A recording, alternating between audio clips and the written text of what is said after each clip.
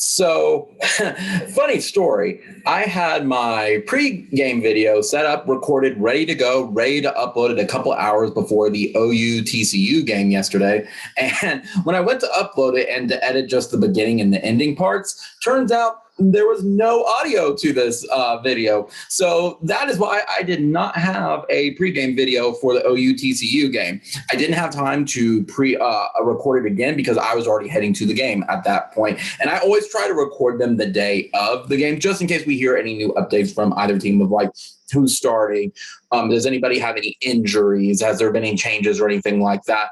But that all being said, I think going forward, I think I'm just going to have to post it on Friday night at this point and just make that a part of my recap video if there's anything new changes from the game at that point.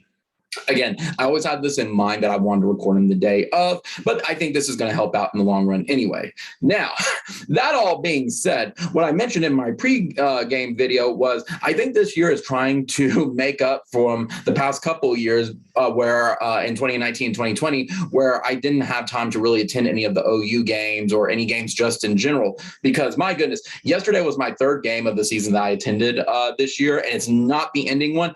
And that wasn't even the first football game of the weekend. My alumni high school actually played a high school game down in Noble High School. I graduated from Lawton Mac, 5A here in Oklahoma, for those of y'all who are familiar with that.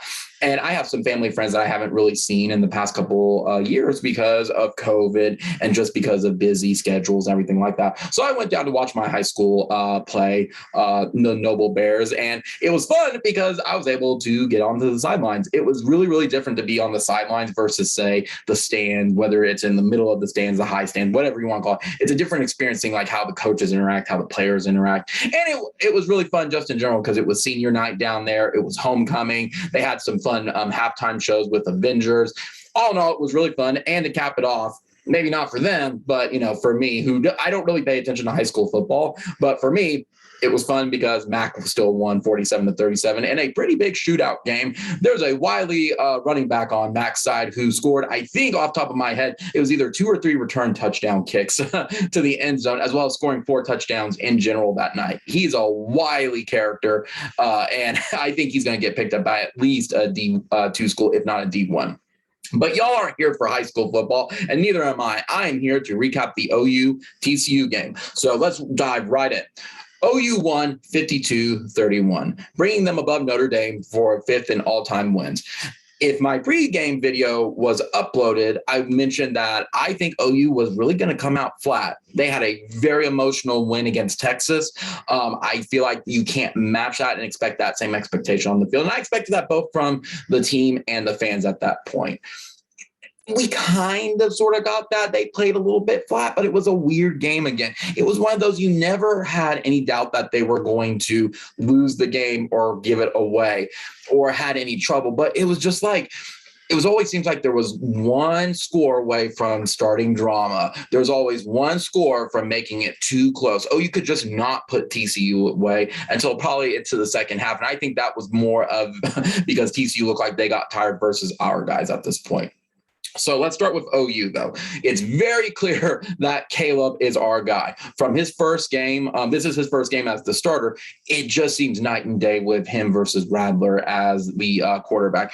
The offense just seems to click and gel with him much better versus Radler. And I think some of that is attributed to his legs, where he makes his reads, he keeps himself, keeps his poise, and he's able to give the O-line a little bit of a break when he can just bolt versus waiting for plays to develop on their own. He knows when to tuck it and run, and he commits to it, as well as just not showing any hesitation when he does it. He was last night on his big run when he ran down the field and he slid. That's something you expect almost from a junior and a senior from it, and he looks that part. Again, kudos to the guy. As far as I'm aware, he hadn't played football for 2 years for whatever reason it was. But kudos for being able to step up, step outside, and make those big plays in his first game of start. The only thing I have is he's still a little bit rough around the edges. When you watch him in the stadium, it does seem like he's throwing his in full power.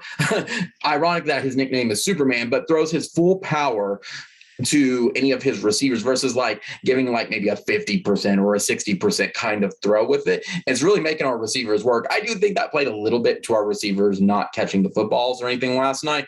That's another story entirely, but he's still a little rough around the edges, but those are going to work themselves out as he gets more reps and gets more playing time at this point.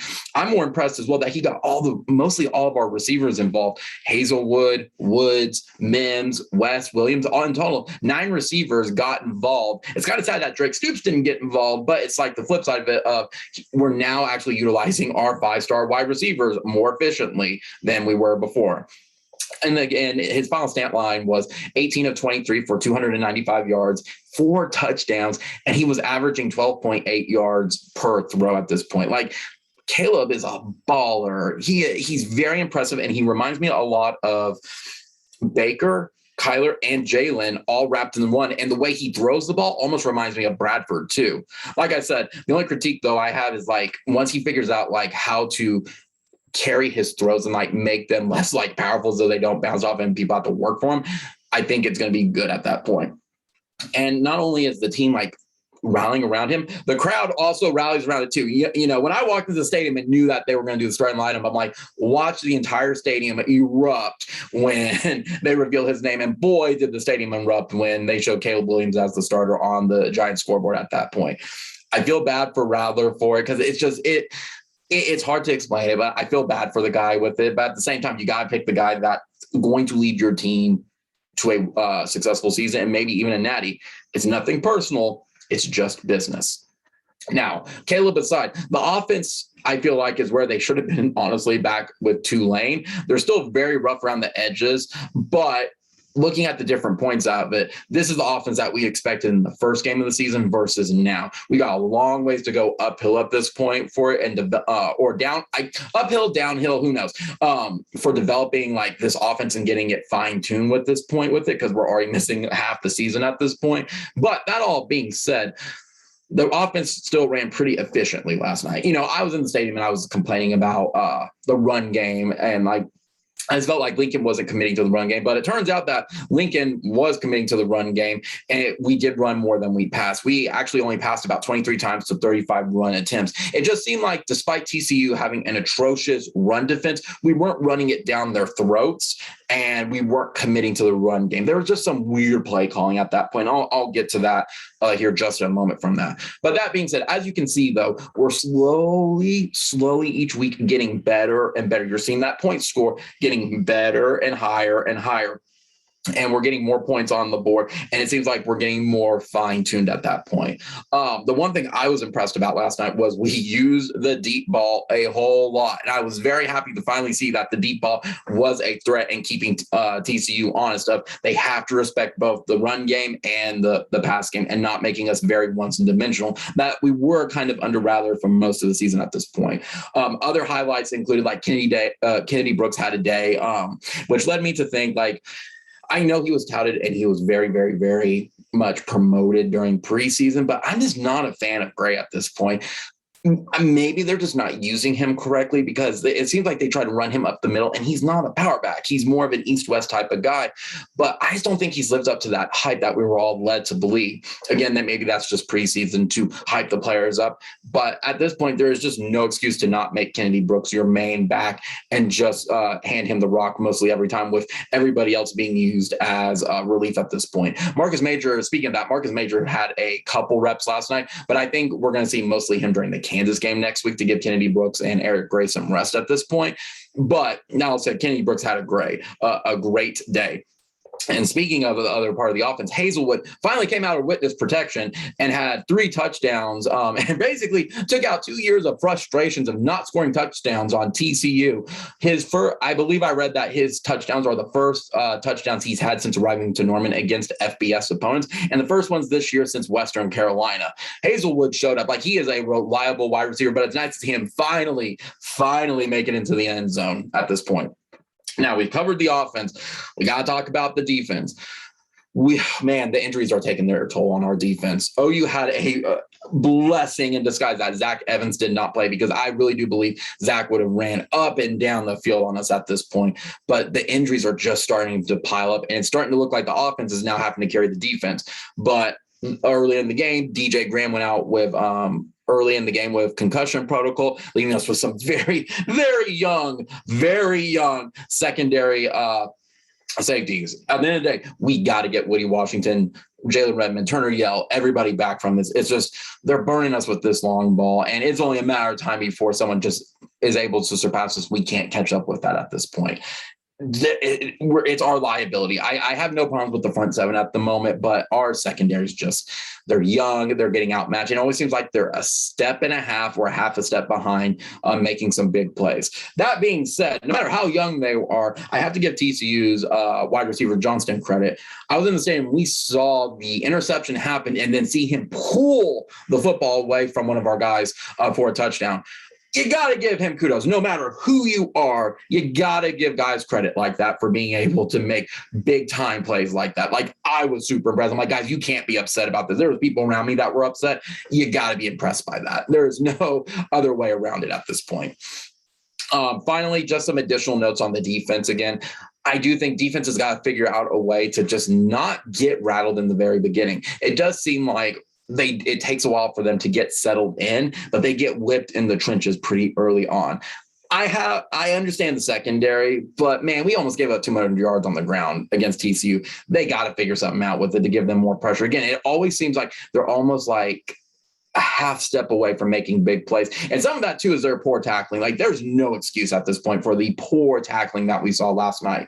Tackling was all such a problem. And I feel like several of those big plays that they had for the run game would have been solved if they were able to make those tackles. I get some of that is them trying to strip the ball away, but they got to make those tackles. There's just no excuse. If it's the tackle versus stripping the ball or giving up for a big play, you got to go for the tackle and just hold them for 2 or 3 yards at that point. The only other thing I want to discuss with OU is Lincoln, my dude, you got to fix your time management. It's horrendous. And, I get Caleb being young on it, so he's still learning the routes and the snap counts at this point. But it's horrendous that we burn through timeouts on untimed downs. If I recall, it happened, I want to say twice this game where we had to burn it because they were not ready on the sideline. Lincoln, get your crap together. This is just beyond embarrassing at this point for this. You got to figure out your time management stuff. Additionally, I'm not a fan of some of the cute plays that you tried to run yesterday. Like, there was a drive that I remember where it was like 1st and 3 or 2nd and 3 or something, and we did 2 straight pass plays on it. Like, give the ball to Kennedy Brooks and let him run it in for 2 yards. Lincoln, run the ball. That, to me, falls back on him being an air raid type of guy, but Lincoln, run the ball. I know you have confidence, and it's trying to establish confidence in Caleb Williams. I get that. That's trying to show like why he picked Caleb over Rattler. But Lincoln, run the ball. Don't overthink this.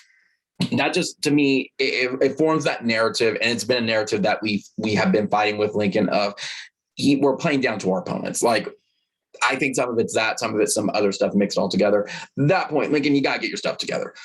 Just a couple notes, though, from going from OU to TCU. I want to go to them really fast. I mentioned it earlier in the game, and I mentioned it in some of my preview videos, and I wanted to drive it home too here, is every team that's going to come into Norman is going to treat this as their Super Bowl. Because OU, in theory, goes to the SEC in 2 years. This is kind of their last licks to try to be OU at home before they move. You got to treat every one of these games seriously and assume, okay, if they're playing at this level, they're going to play at a step above. Like, they're going to play lights out, and they're going to try everything to try to beat OU and upset them. They're going to bring their A game. OU has to respond to that at this point. They can't keep expecting them just to roll over at this point. We saw it with even with Zach Evans out. I think his name is Dermacado. I hope I'm pronouncing that correctly. He ran a lot versus us, and their secondary gave us fits all night. In my pregame, I said that the secondary was probably their strongest unit on defense, maybe even the entire team, and they were going to give us fits, and boy, did they give us fits. At some point, it's just that talent mismatch and them getting tired from it. But at some point, like, you got to give TCU that credit with it. I'm still confused, that being said, with how Gary Patterson coaches. Even to this day, we always say like Gundy plays scared and Gundy plays really conservative. Gary just plays to like tie. It seems like there are so many questionable play calls to this day that I just don't understand what's going through his mind. Like, it's so out of character for him to just play super conservative and just play into your opponent's playbook. I expected more from Gary from that, but I don't know how to explain it with Gary. It's weird on it. I don't see that. This is why I guess they have not beat OU. They're not willing to play aggressive. They're not willing to take those risks. And that falls on Gary. And at some point you have to think about that, or maybe it's the coordinators. Who knows? But I just noticed that, and it became very apparent last night. They weren't making any big risk plays or trying to sneak OU on the risk plays with it. Now, two things did bug me, and I wanted to state it. I get it, and it's a personal gripe, and I know it's part of the game, but man, I hate it, and it rubs me the wrong way when you know that Mims or Hazelwood were going straight for touchdowns, and they go for the very blatant pass interferences to prevent them. I get it. I know it's a strategy. I know it's part of the game, but man, I hate that. I think there was 3 or 4 last night where they dropped, where they did pass interference and stopped our guys from getting touchdowns. It drives me nuts. I wish there was something, but there's not. It's just a personal gripe. Not to mention, my other personal gripe is, I have to state it, Gary Patterson, I'm sorry, my dude, calling a timeout with like 1 minute left was such bush league. Let the game end. You're not coming back from a 3-score game at this point. That was extremely bush league. Just let it go, Gary. There are some things that he just did pretty petty last night, in my opinion. It's just like, you're not going to win, so you're just going to poke the stick and just hope players get injured type of deal. That's what it seemed like to me from Gary last night. I hate that mentality. I absolutely do. I'm not saying he wants players to get injured or anything, and I just don't believe they're getting the reps in at this point. So, other things I want to talk about from the game as well.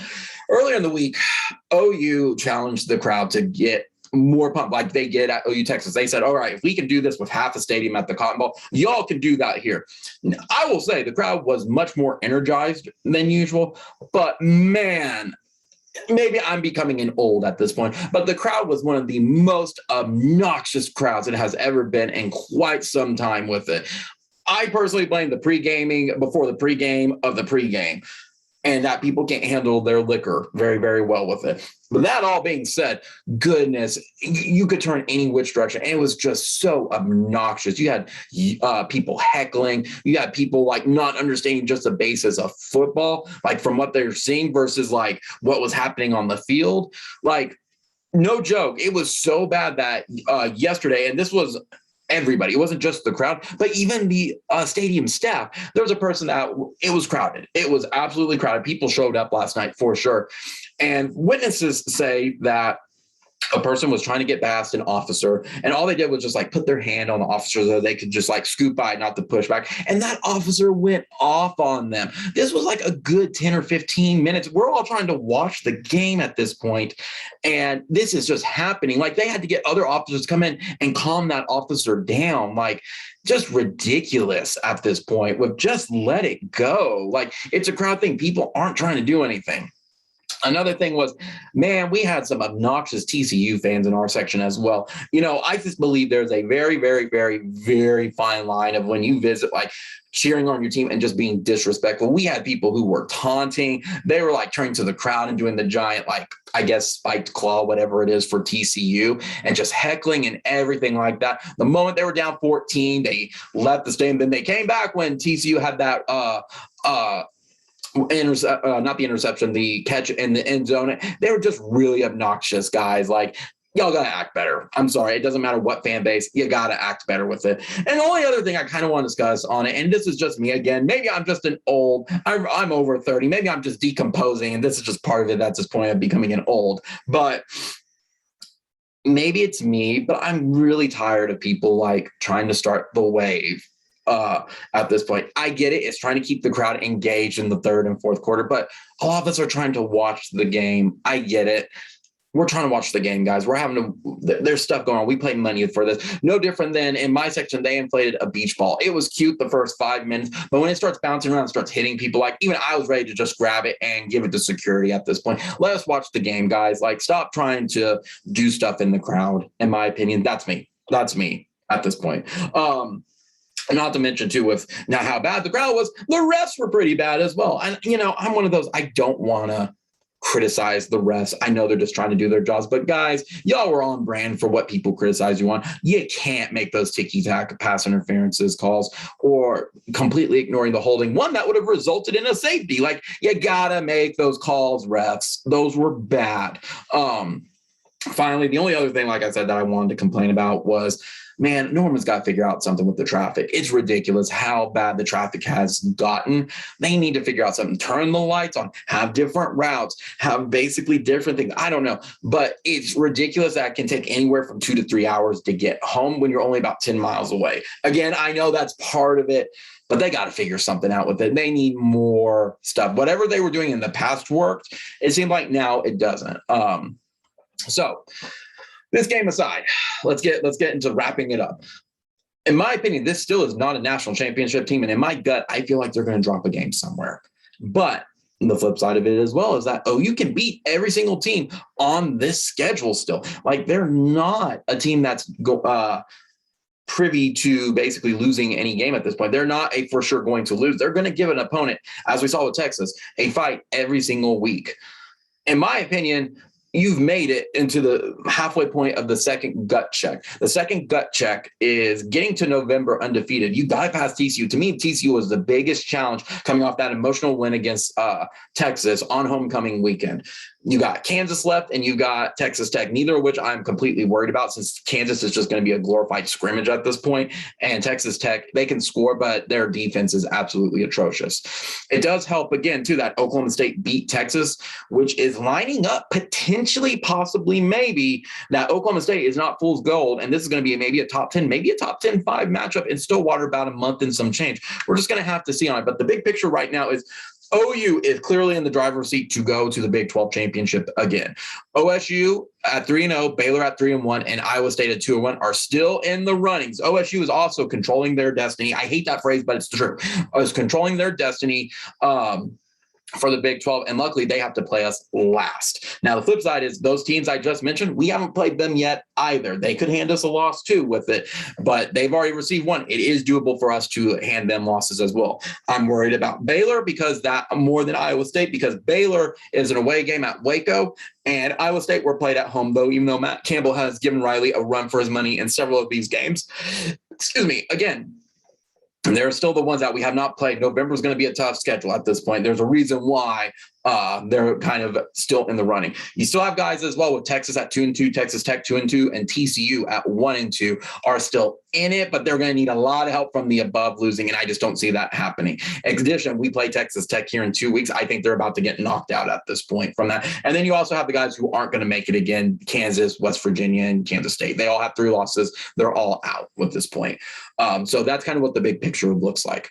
Next week, we have Kansas for an 11 a.m. kickoff in Lawrence, which means that as if y'all know who Onio Kuno is with Sean, he's going to be thrilled about that because he gets to watch his wrestling. He gets to watch the game and then attend the wrestling event that he's been planning to go to for several weeks now. No one should be surprised at an 11 a.m. kickoff. I don't care who you are, regardless. It's Kansas, guys. We are never going to get a primetime game with whatever they're not obligated with, regardless of who they're playing, even if it's OU at number 3. It's going to be an 11 a.m. because it's at Lawrence, Kansas. So that all said, that's my recap video for OU TCU. Remember, comment, rate, subscribe, guys. We're up to 51 subscribers now.